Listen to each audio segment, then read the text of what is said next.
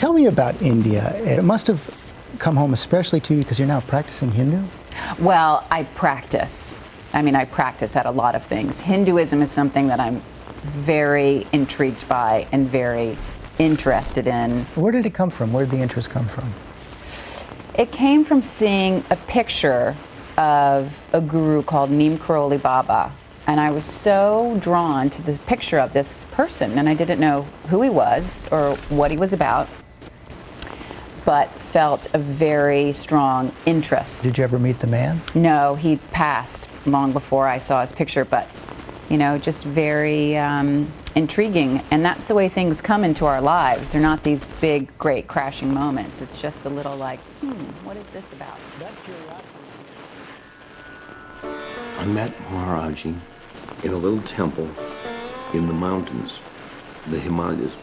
I had been traveling with a young Westerner who had been in India for many months.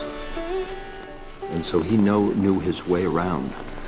So I took him in the Land Rover up the mountains to meet Neem Karoli Baba. Against his will. He was really uptight, angry, didn't want to go. He was giving me a hard time, was mad because I was driving. He wanted to drive. We stopped on the way about 100 miles from the temple. And we stopped, and I went outside from the house, and the stars, like stars, Van Gogh, those stars. And I thought of my mother. She was dead 6 months. And then I went inside, and we went on to the Guru. Ramdas first met Maharaji right here. Maharaji was sitting here, all these devotees were here, and he came here with Bhagwan Das. So it is a tradition here just to bow down before a saint. So Bhagwan Das bowed down and pranam, but Ramdas was a bit hesitating. He's laying on his belly on the ground, touching the feet of the Guru. And I was Harvard professor. I wasn't going to go up and touch somebody's feet. He had his hands in his pockets and just watching. And so he said, come, yes. Sit down. Then he said, you were out under the stars thinking of your mother last night. Which, I mean, a Harvard professor, knowing, having been in cognitive research and stuff like that, nothing made me ready for that. You were remembering your mother. She died of spleen. And that was the breakthrough. That was the quieting my mind. He wasn't even supposed to be talking about it. His instructions were, Maharaji said, don't talk about me. Right. But he couldn't help himself, He had this jewel, and his natural inclination was to share it with people. Absolutely. I don't consider myself a teacher because I've never been able to learn anything myself. I simply survived so far. I'm simply still alive. That's a good thing, in spite of my own destructive tendencies, my own depressions, my own horror shows, and my own stupid behaviors, self-destructive behaviors, I'm still here. If I've learned anything, I've simply learned it from the fact that I'm still alive, So how do you teach? I can't teach anybody how to live. Because I've never learned anything. All I do is squeeze this little harmonium, this little squeeze box. Devbhoomi Uttarakhand calls its places of interest by the designation of a dham. The suffix means a resting place for a god in Hindi.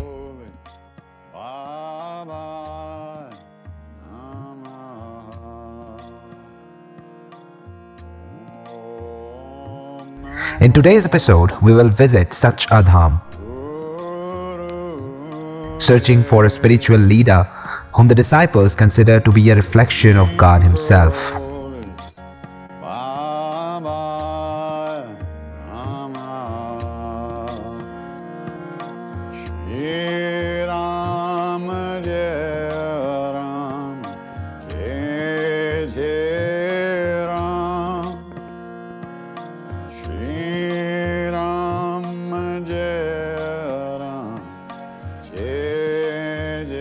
एक भूमि और उसमें बसने वाला एक देव।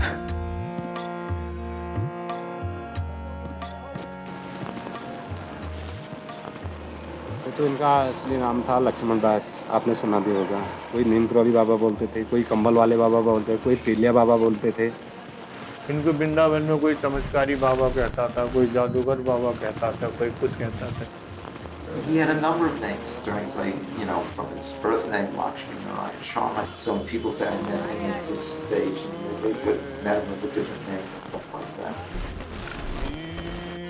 But from there, apparently, he goes to Babania, which is where that lake is, and now there's a little temple there. And when Maharaj was known as Talayaba, where you go under the water and people would come to see him for hours at a time. Sant Lakshman Das, probably Baba Lakshman Das, was given to him at Neem Karoli itself.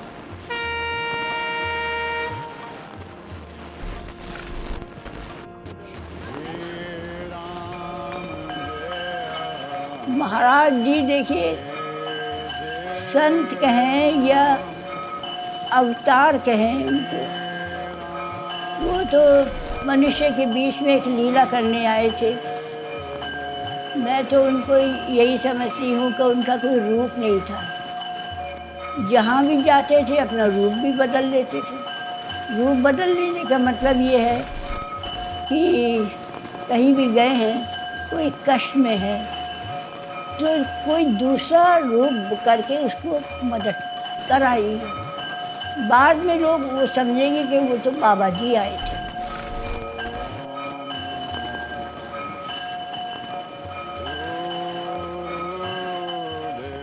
अपार शक्ति थी। हनुमान जी के अवतार में बताते थे लोग, कोई जैसी दृष्टि वैसी थी, जैसी दृष्टि वैसी सृष्टि।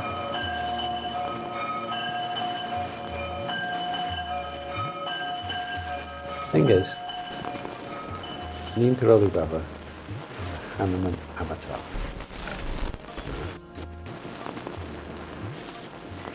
What else is there to say?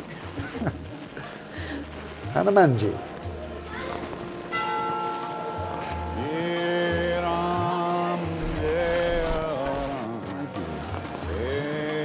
Wasn't he was different. He said that meditation is a state that arises naturally as one is ripened and when one is ready for it, and that you can't use personal will to enter into the state of meditation. When we asked him how to meditate, he said, meditate like Jesus. We said, what? Here's this little Hindu guy in a Hanuman temple. So we said, but Baba, how did Jesus meditate? So it appeared that he was going to say something. We went to Kenchi, and Ma said to me, what are your plans? And I said, well, I have to be back in New York by the end of May. And he sat in front of us, completely still. We'd never seen him sit still for a minute. In 3 years I was there, not a minute. Maybe once before. He was always talking to 10 people at the same time, throwing fruits in all directions, barking orders. To what my guru represents from it, which is that love, that love that I want to be living in all the time. You don't teach people to fall in love. You don't calculate how you're going to fall in love. It happens. So that's what this is about, you know. The chanting creates an opportunity for us to drop our stuff and just get into the feeling of the chant. You know, it was all kind of an interesting thing. In लोगों में प्यार भी था, लोगों में मोहब्बत भी थी, लोगों में मजाक भी थी, तो कुछ थोड़ा बहुत ऐसा चलता था. तो चाहे किसी लोगों के लिए तो कुछ न कुछ चमत्कार था, कोई मिरेकल होता रहता था, किसी लोगों के लिए वो था ही नहीं, सिर्फ ये प्रेम था. Just a relationship of, you know, love, a little bit of joy, sometimes a little bit of pathos.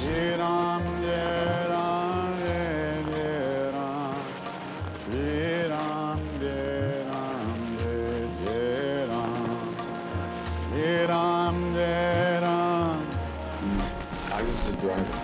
He took Ram Dass's keys to the van away from him and gave them to me. He said, Jeff is the general, he's the driver. Ram Dass is the same, he can't hold money, so I'm the driver. So I carry those keys to me every day. This is a story of a saint who refused any fame.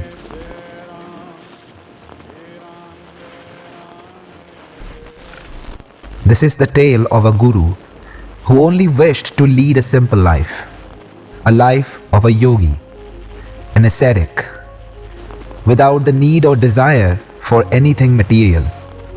Shri Baba Neem Karoli Ji Maharaj.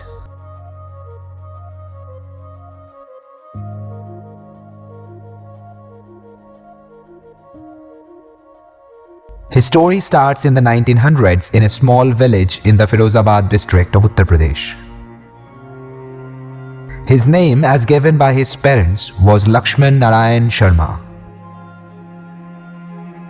At 11, he left his home and travelled as an ascetic. He reached Vavania, a small village in Gujarat, and stayed there for 7 long years.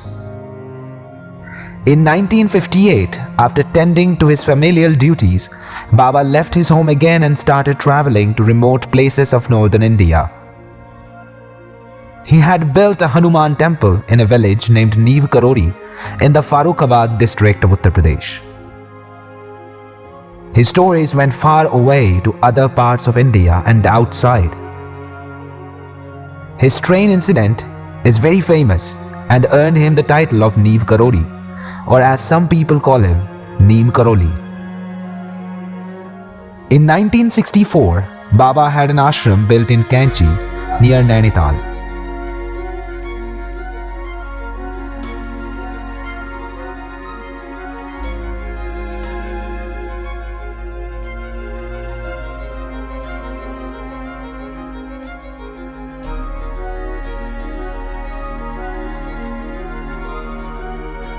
The place is called so owing to the sharp bends around its corners, looking almost like the blades of a pair of scissors. It is around 32 kilometers north of Nainital, near Bhopali. You can reach here by private car or local transport.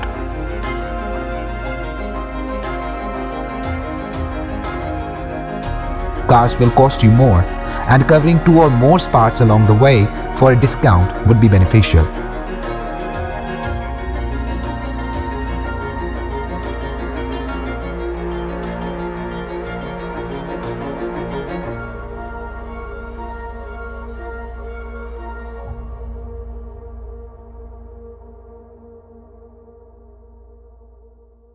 The temple in Kainchi is dedicated to Lord Hanuman,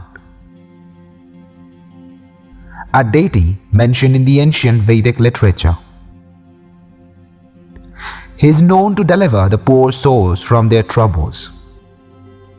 A brave yogi with wholehearted devotion towards his Lord, Sri Ramachandra.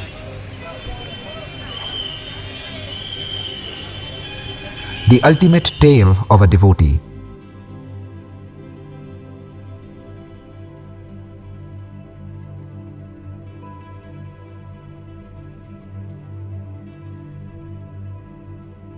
It is only natural that his reincarnation should have more than a few devoted disciples.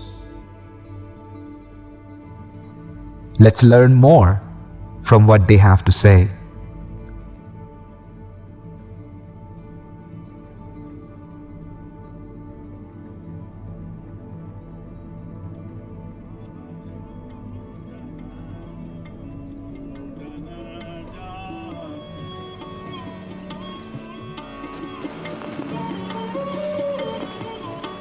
हमारे sister बाबू धर्मनाथ जी को है, संबंध हो गया, उसके बाद मिले, हमने उन्हें पहचाना नहीं, दिमाग में ये रही कि ये तुम्हारे रिश्तेदार हैं। बाबा जी कुछ सो नहीं करते थे, बोलते थे तो बड़े वैसे बोलते थे कि समझदार समझ ले और नहीं पकड़े तो नहीं पकड़ पाए। ऐसी बात करता है, बेअपे को छिपाए रहता है, मतलब समाज में बिन्ने कबूल ये नहीं दिखाई कि मैं मार लियो क्या वो अपने घरों रह जातू मैं आगरा में बनवाऊँ बेनों कहते गिरजा को ब्याह कर दूंगा फिर नहीं आऊँगा। उनकी डेरी की छोटी और बस कन्यादान कर बैठ गए और फिर ना आएंगे।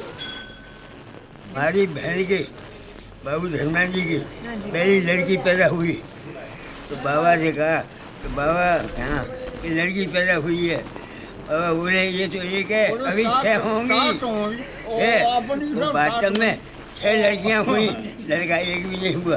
बाबा जी सब कुछ जानते थे, वे सब जानते।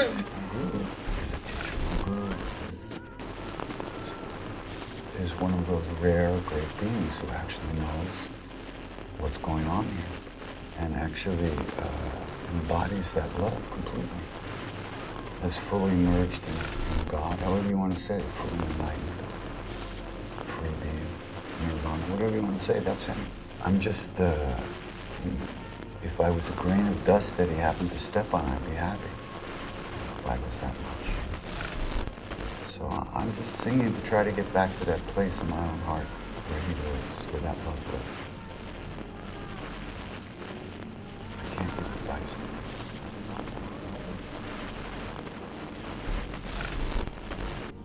Consciousness when Girija insisted that we go to this ashram of Neem Karoli Baba, and she dragged me kicking and screaming because I didn't want to go to an ashram where there was a fat old man with a blanket on and there were all these idols and people were touching his feet. That was enough of my Jewishness that I didn't want to touch anybody's feet or worship idols. When Girija got me to go to the ashram, and this is the ashram that Baba Ram Das wrote about in Be Here Now, so those of you who are of a certain age will remember that. When we first walked in there, I got the feeling that my wife had been captured by a cult. And I started thinking about where do you find a deep programmer in the Himalayas. And I thought that the scene around him was strange. And Girija and I had a really tough conversation because if that was not the right place for me and that was the right place for her, and if I was going to leave, it meant ending something I didn't want to end because I loved her so much. And it was, but then I went out one day and I went out on the lake, Lake Nainital, and I was so despondent. For the first time in my adult life, I prayed. I didn't know how to pray. I mean, I remembered my bar mitzvah lessons. I could say I'm after, but I didn't really know what it meant. I could also say Omani Pani Hung, but I didn't know what that meant. I had all the top 40 hits of the spiritual world in the 60s. I could recite them, but I didn't know what they meant. But I began to really pray and ask God for a sign that I was in the right place and that Girija and I would stay together.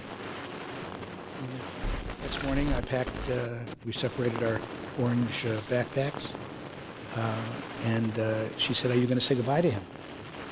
And I said, "Yeah, I'm from Detroit. My dad told me to be polite. I'll go say goodbye to him." We went down that morning, and the ashram was such that there was one wooden bench that Neem Karoli Baba Maharaji would sit on. And there were these doors behind him, and he would come out like an opera singer, like Loretta Young, we used to say, and just take the stage. And the villagers had taken, and on that bench they had written out a mandala in the name of God, Ram, with flowers and apples and fruits. It was a beautiful rainbow-colored mandala. And one of the apples had fallen on the ground, and so the name of God was incomplete. And I knew that the name of God should never be incomplete. So I reached down to pick up the apple, thinking that I was going to complete the name of God. And Maharaji burst out, jumped up, put his foot on my hand and pinned me down there. And this was the worst thing I could imagine. I didn't want to touch his feet. And now not only was I touching his feet, I couldn't get up. And it seemed like he weighed about a ton. And my hand was pinned there. And he looked down at me and he said, "You weren't here yesterday." And for 1 second, I had this, 13-year-old thought, at least he noticed. He said, "You weren't here yesterday." He asked me all these questions about where I was. And after he had gone through this interrogation, he looked at me and his eyes were blazing and he said, "Were you talking to God?" And that was it. My spine started tingling. The air felt different. The colors seemed more vibrant. I could barely move. And then he started slapping me across the face and holding me and hugging me. And he said, "Did you ask God for a sign?" And then he just looked at me and it looked like he just loved me with all of my imperfections and all of my faults in a way that was totally forgiving. And I looked at him and I saw someone who loved everybody in the world. And then I had this other crazy thought. It was, he should love everybody in the world. Every rabbi should love everybody in the world.